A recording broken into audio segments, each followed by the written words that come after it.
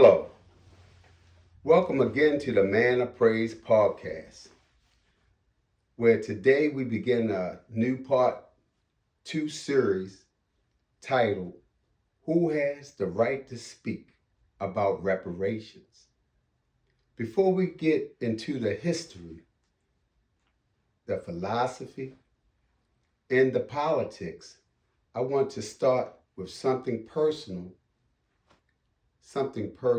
from my own family line. So again, welcome. First and foremost, I like to give honor to God. I like to thank Him for another day, getting a chance to get it right one more time. Thank you, Father God. So again, welcome.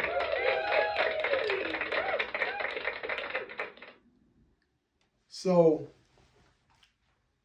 this session is about the right to speak and the inheritance of an argument.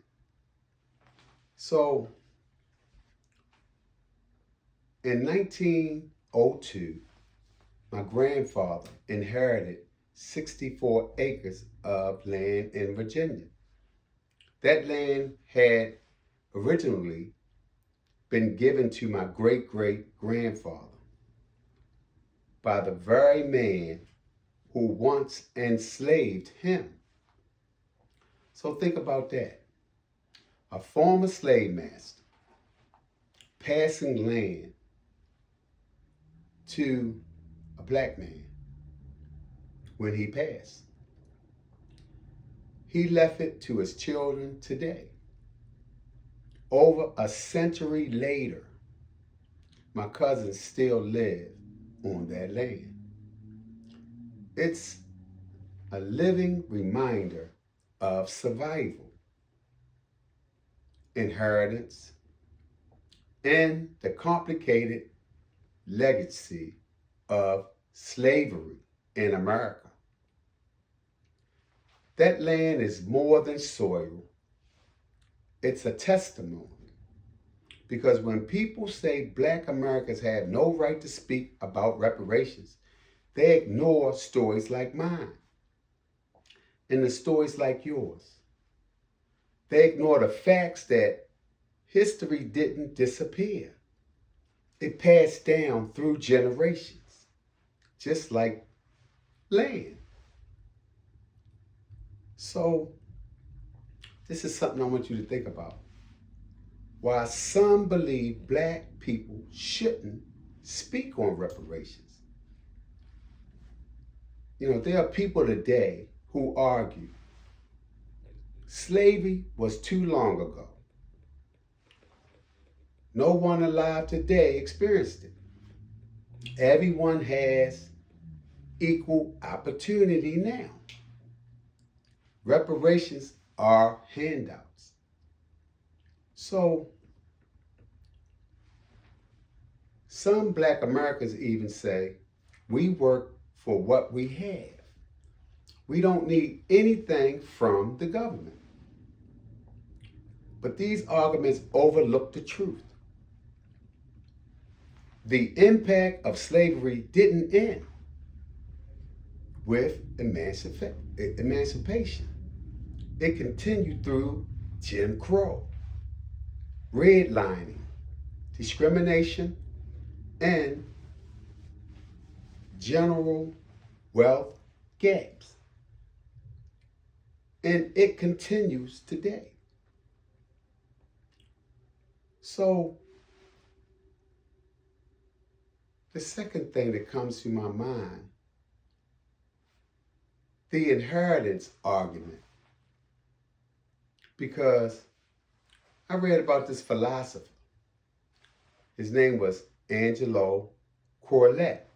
He offers a powerful framework. The right to reparations didn't die, he said, with former slaves who was inherited by their descendants. It was inherited by their descendants. That's what he said. The argument rests on 4 points. The free people had a legitimate right to reparations. Their right was never honored. They never abandoned it. They were prevented from claiming it. Therefore, the right passed to their descendants to this day.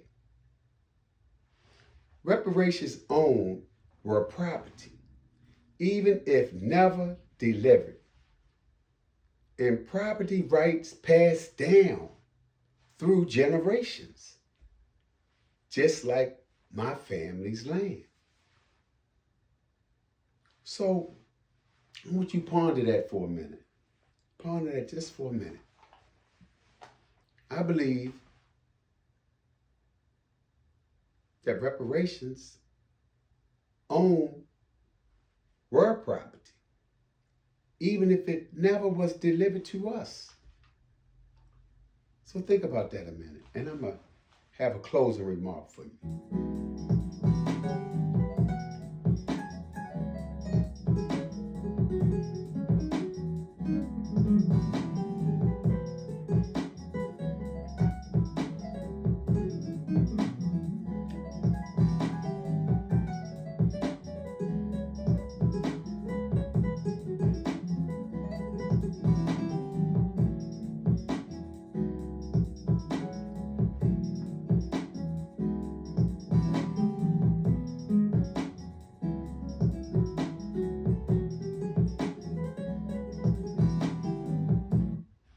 Okay, this is what I really want you to take away with you today.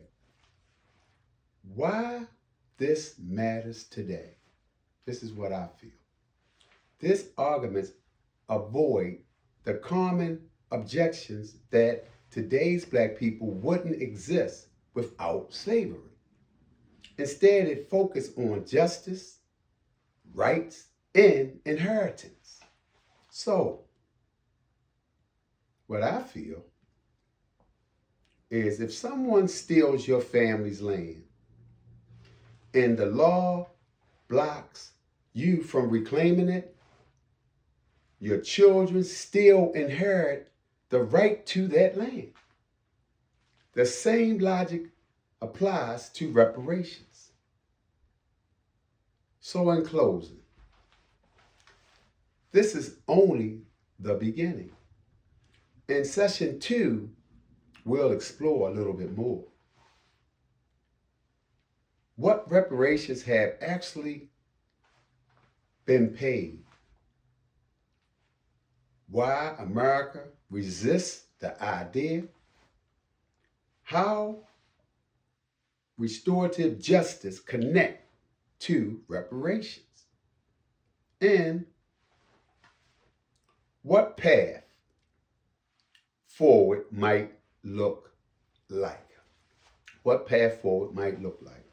So stay tuned. Stay tuned for session 2 of the Man of Praise podcast, where history lives in us and justice demand we talk about it. So have a great weekend and thank you again.